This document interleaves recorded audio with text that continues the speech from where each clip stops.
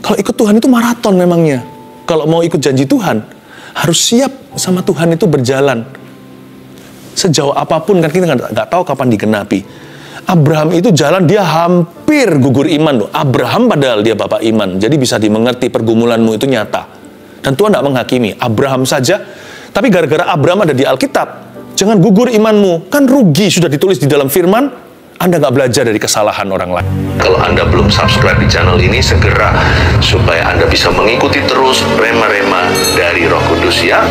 Kita baca Alkitab, buka Matius pasal pertama, kasih judul untuk renungan ini, Tuhan yang tepat janji.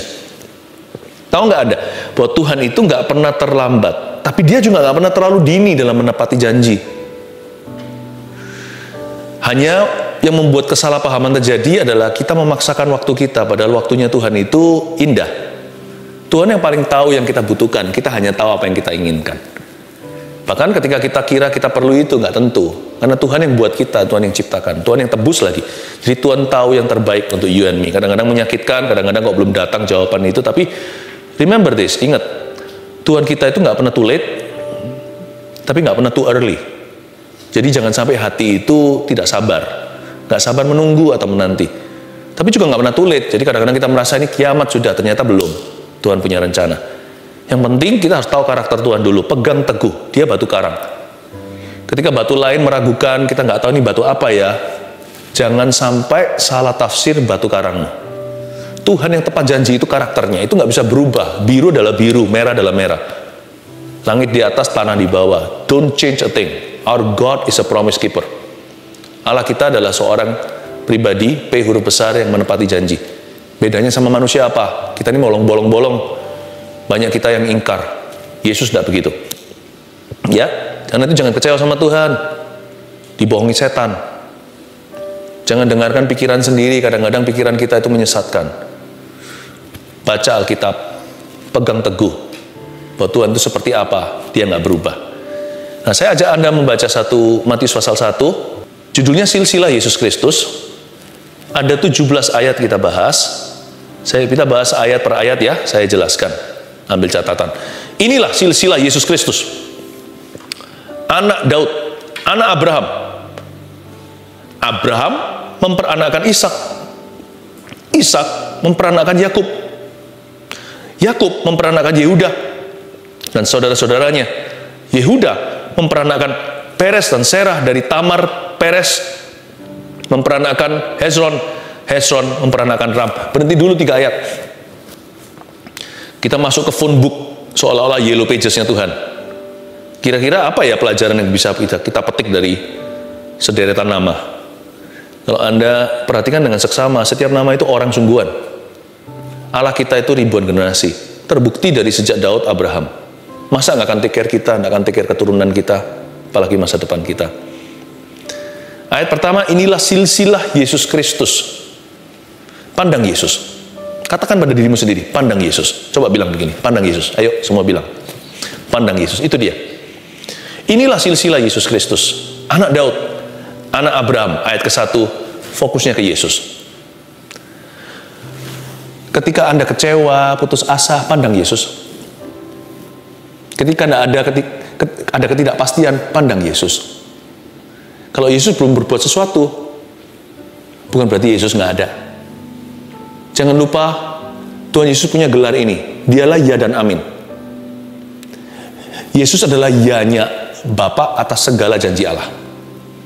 Makanya kalau doa itu harus dialaskan dalam nama Yesus. Jangan dalam nama Tuhan. Dalam nama Tuhan Yesus harus jelas siapa. Hanya satu jalan. Ya, Yesus itu ya-nya Bapa. Ya-nya sorga untuk setiap janji Allah. Tapi dia juga lah aminnya kita.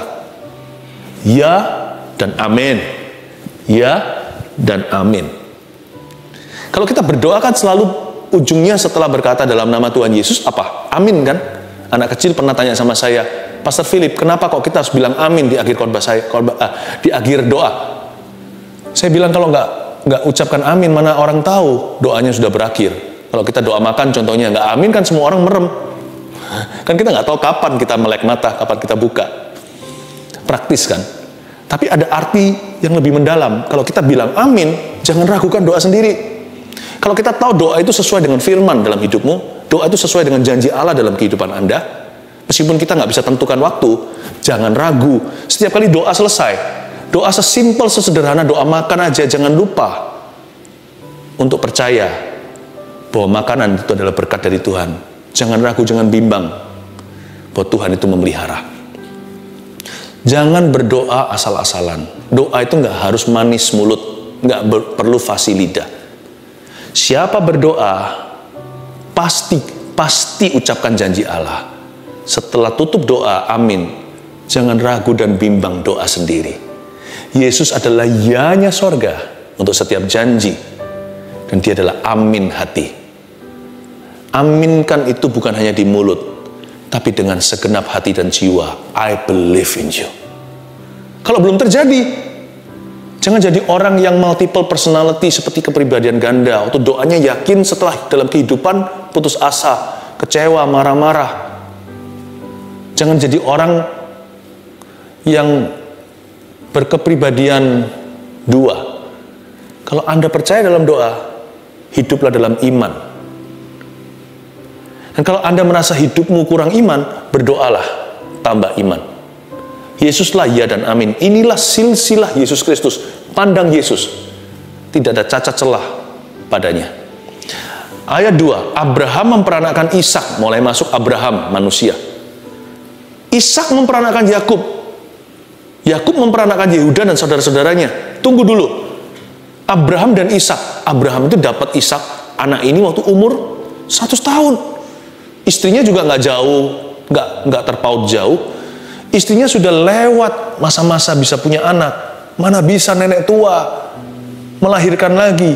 Kalaupun bisa mengandung, kekuatan apa pada fisiknya untuk bisa push keluar sebelum zaman sesarian? Belum ada yang namanya operasi untuk mengeluarkan baby. Nggak mungkin dapat kekuatan untuk bisa buka satu, buka dua, untuk kontraksi. Maksudnya apa di sini? Tuhan punya janji itu akan digenapi.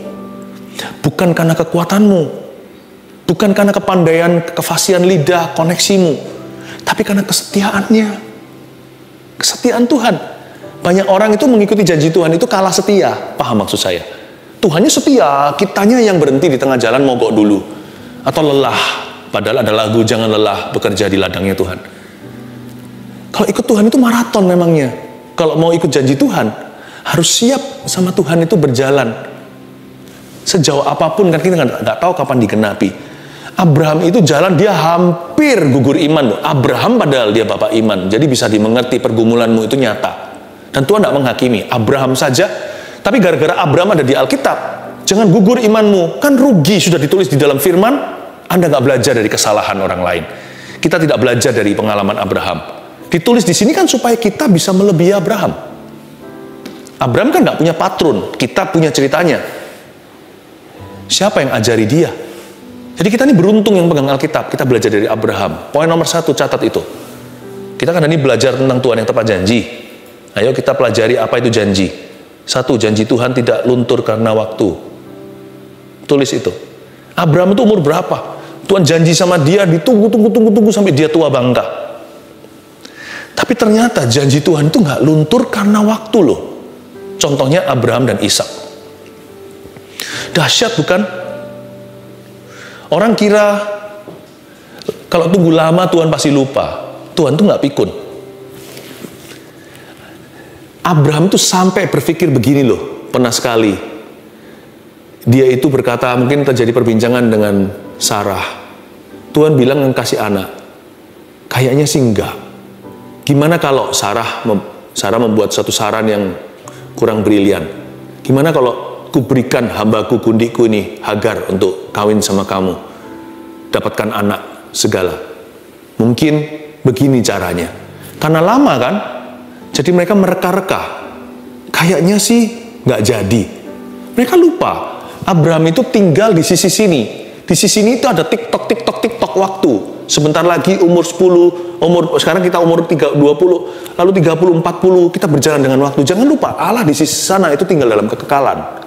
Jadi janji itu dibuat dari sana, janji itu tidak dari kita. Janji itu dari Tuhan.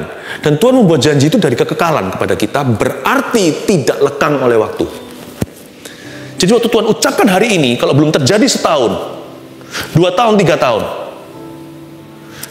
kalau Tuhan berjanji, waktu tidak bisa membuatnya luntur. Janji itu tidak menjadi berkurang karena berjalannya waktu. Remember that. Janji Tuhan tidak luntur karena waktu. Kita jadi ingat, 10 tahun lalu Tuhan pernah janji apa sama dirimu. Memang sih, dalam mengklaim janji Tuhan, kita hanya bisa beriman. Kita hanya bisa beriman, jangan menuntut. Karena siapa you and me? Anda dan saya itu loh, siapa bisa nuntut Tuhan? Kita ini pembunuh Kristus. Kristus mati itu kan bukan hanya menyerahkan nyawanya, tapi karena dosa kita. Dia mati kan karena dosamu dan dosaku. Jadi, sekali lagi kita harus tahu diri. Tuhan ajari kita minta, iya. Ajari kita berdoa, iya. Doa Bapak kami contohnya. Tapi kita ini manusia hanya bisa beriman. Saya sampai mati memutuskan untuk tetap beriman sama Tuhan. Ngelihat nggak ngelihat hasil iman saya tetap beriman. Karena manusia hidup, orang benar akan hidup oleh imannya.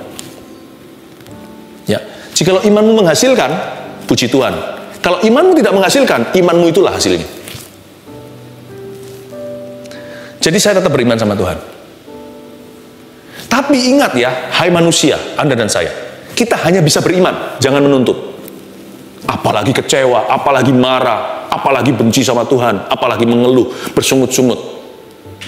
Don't do that. Tahu diri. Hai manusia, kau bukan Allah. Dan kita tidak layak. Janji Tuhan tidak luntur karena waktu. Jadi karena itu, keluarkan dari sorokan Anda. Apa yang pernah Anda tulis dahulu, Tuhan janji apa? Keluarkan semua. Saya minta Anda bergairah berkata, oh gitu ya Pastor Philip, berarti masih berlaku. Iya, janji Tuhan gak ada kadaluarsanya. Kadaluarsanya adalah pada saat penggenapan. Jadi kalau Anda pernah dapat janji 40 tahun lalu bahkan, kalau Anda sudah berusia, klaim itu. Yang sudah berdoa bagi anggota keluarganya, udah 20 tahun mendoakan, belum kunjung datang penggenapan. Keluarkan dari sorokan dan berkata, ini belum digenapi. Jangan marah-marah sama sorga. Jangan kepalkan tangan begini ke arah yang maha kuasa. Tapi kita bisa berkata, Lord, remember me, ingatlah aku. I do not forget your promises. Aku tidak melupakan janjimu, apalagi yang satu ini. Keluarkan dari sorokan, keluarkan dari lemari, jangan dimasukkan kulkas tuh janji. Tolong di microwave dalam saat teduh ini, dipanasi, siap dihidangkan, sebab Allah akan menggenapi. Janji Tuhan tidak luntur karena waktu. Belajar dari Abraham dan Ishak. Tapi nggak berhenti di situ. Lebih indah lagi, ayat 2 sekali lagi. Abraham memperanakan Ishak kan? Ishak memperanakan siapa? Yakub. Ingat kata Yakub ya? Yakub memperanakan Yehuda. Ingat Yehuda, Yakub Yehuda. Dan saudara-saudaranya tentunya. Yehuda memperanakan Peres. Ingat Peres. Dan Serah dari Tamar Peres. Dari Tamar. Ingat Peres, ingat Tamar. Peres memperanakan Hesron. Hesron memperanakan Ram. Ingat yang namanya Yakub, Yehuda, Tamar, Peres. Poin 2. Janji Tuhan mengatasi ketidaksempurnaan manusia. Kalau Anda tahu Yakub itu siapa, ini orang bukan orang baik-baik. Dia memang perlu dibentuk Tuhan gelut segala dengan malaikat. Bukan dengan malaikat, dengan penampakan Yesus di perjanjian lama. Ini Yakub, dia itu selain orangnya itu tidak gentleman, tidak kesatria sifatnya. Andai kata Tuhan hanya menggenapi janji kepada orang-orang yang mulia, mereka yang sifatnya indah, yang karakternya sempurna, wah, kita semua tidak punya harapan digenapi janji. Tapi Yakub, saya kalau lihat Yakub itu senang sekali, bukan karena lihat ketidaksempurnaannya, tapi saya merasa kalau dia bisa, saya bisa. Makanya saya sering sekali kalau baca Alkitab, khususnya di Yesaya, hai Allah Yakub, itu sangat dekat di hati. Dia menyebut dirinya Allah Yakub. Kalau dia mau jadi Allahnya Yakub, dia mau jadi Allahnya Philip. Karena kita ini loh, sifat kita juga nggak bagus-bagus banget. Yakub itu orangnya licik. Dia itu suka sekali kalau ditelepon, mama ada nggak? Mama nggak ada. Padahal mamanya di sebelah. Ini orang suka bohong lagi. Tapi juga bukan berarti dia tidak bayar harga atau konsekuensi. Yakub dibentuk Tuhan mati-matian, betul-betul setengah mati sampai pincang tuh dia. Jadi ternyata janji Tuhan diberikan, digenapi dalam diri Yakub bukan karena dia sempurna. Kalau ketidaksempurnaan aja dilampaui sama Tuhan, meskipun Tuhan juga berurusan, bukan berarti Tuhan tutup sebelah mata, ya sudah. Janji Tuhan itu digenapi sepihak saja, bukan. Yang mewarisi janji juga akan dibentuk karakternya. Tapi bukan karena pembentukan karakter itu Tuhan genapi, alias dia wisuda. Tapi karena kesetiaan Allah, bukan karena kesempurnaan kita, dia genapi janji itu. Allah menggenapi janji karena namanya. Bukan karena terpaksa atau takut sama kita, atau karena kita yang bisa membuktikan diri bahwa aku, segala janjimu patut digenapi di dalam hidupku. No. God fulfills His promises kalau Tuhan mengucapkan satu kalimat dalam hidupmu. Tuhan berkepentingan, bukan karena Anda layak menerima penggenapan, tapi karena Tuhan itu adalah seorang yang menepati janji. He's a promise keeper. That's who He is, not what He does. Itulah Tuhan kita, bukan hanya apa yang Dia lakukan pada kita. Dia adalah seorang penggenap janji. Allah kita adalah Tuhan yang tepat janji. Lalu Yehuda, nenek moyang Tuhan Yesus dari suku ini kan, Yesus dikatakan sebagai singa dari Yehuda. Yehuda juga banyak celahnya. Kalau Anda tahu Peres itu siapa, Tamar itu adalah menantunya. Ini terjadi sesuatu yang menjijikkan sebenarnya di perjanjian lama. Keluar Peres, Anda baca sendiri nanti Alkitab itu penuh dengan misteri indah. Kalau Anda baca, Anda bisa mengerti, bisa sambungkan dot-dotnya. Anda bisa melihat Allah kita itu luar biasa. Yehuda juga bukan orang baik, gimana? Lalu terjadi suatu insiden dengan Tamar. Keluar Peres. Tahu nggak Peres itu artinya apa? Peres itu artinya menerobos keluar. Kalau tunggu kita layak, nggak ada satupun kita yang qualified. Nggak ada satupun yang masuk kualifikasi semifinal pun kita nggak sampai. Udah gugur semua pada waktu audisi. Jikalau sorga membuka audition bagi Anda dan saya, kita semua pasti gugur di ronde pertama. Ini nggak layak, itu nggak layak, ini nggak patut, ini nggak bersih, itu nggak bersih, ini kotor, itu.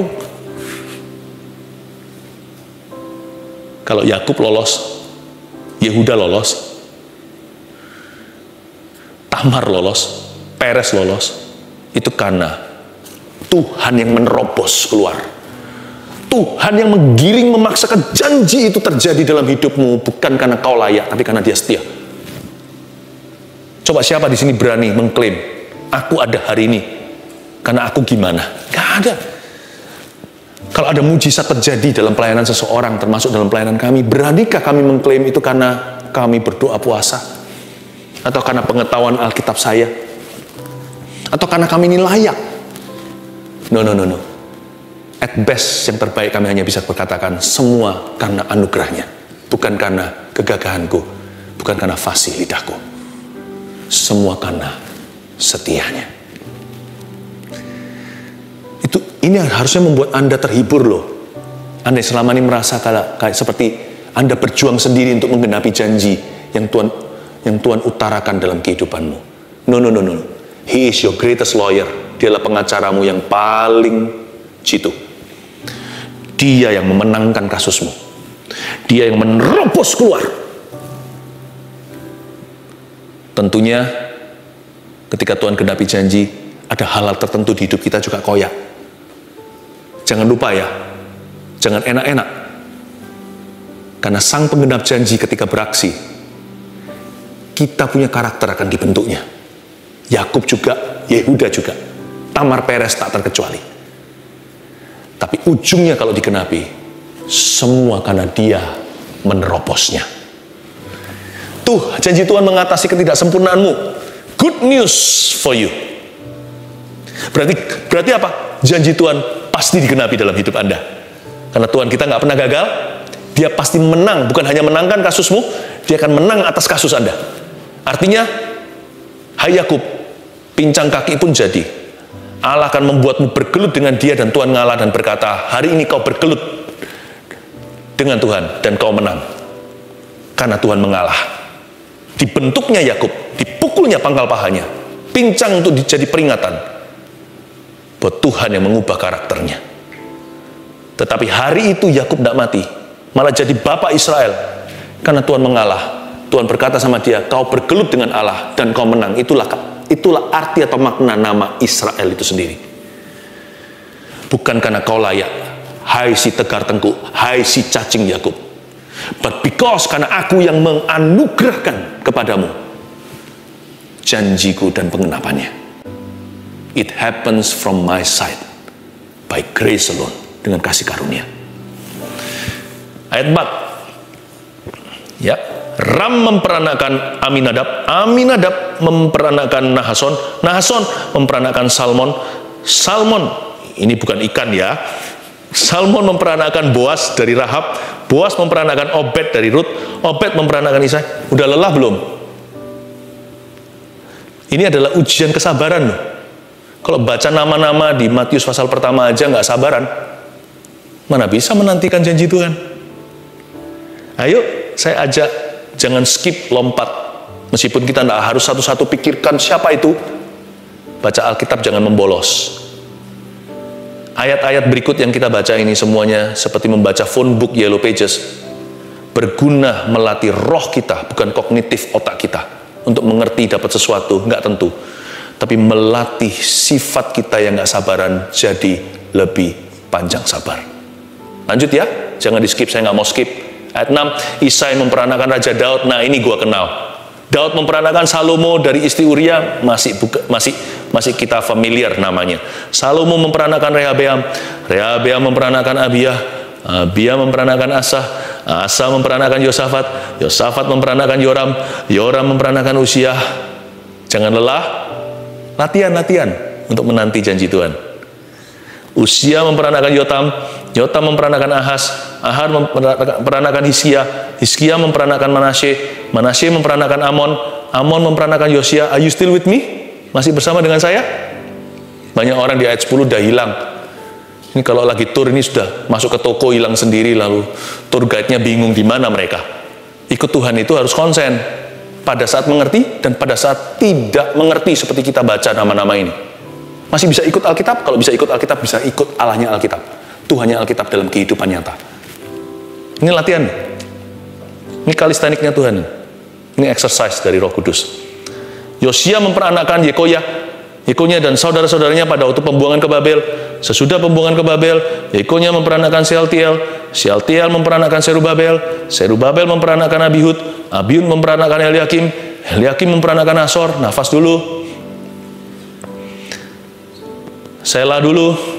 Ayat 14. Asor memperanakan Sadok, Sadok memperanakan Akim, Akim memperanakan Eliud, Eliud memperanakan Eleasar, Eleasar memperanakan Matan, Matan memperanakan Yakub, Yakub memperanakan Yusuf suami Maria yang melahirkan Yesus yang disebut Kristus.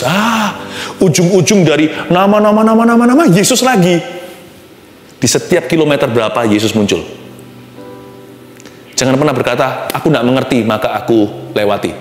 Nanti di hidup juga gitu kebiasaannya. Aku tidak mengerti ini, jadi sudah tidak sabar menanti.